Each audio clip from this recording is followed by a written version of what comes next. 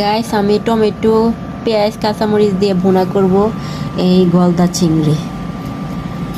তো রাতের বেলায় রান্না করে দিতে হবে ওনাকে, উনি রাতেই খাবে, সিহেরি এটা দিয়ে ভাত খাবে।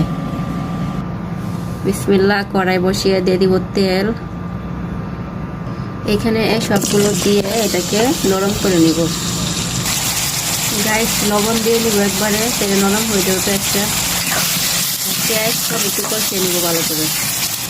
গাইস পেঁয়াজ আর টমেটো কষিয়ে নিলাম, এবার বাকি মশলা দিব। হলুদের গুঁড়া, সজের গুঁড়া, মরিচের গুঁড়া, অল্প পানি দিয়ে মশলাটা কষিয়ে নিব সুন্দর করে। এবার একটু নাড়িয়ে চাড়িয়ে দিয়ে সুন্দর করে মশলাটা কষিয়ে নিব। গাইস মশলা সুন্দর করে কষিয়ে নিলাম। বিসমিল্লাহ, এবার চিংড়িটা দিয়ে আবার সুন্দর করে কষিয়ে নিব। গাইস গলদা চিংড়ি বোনা একেবারেই ডান।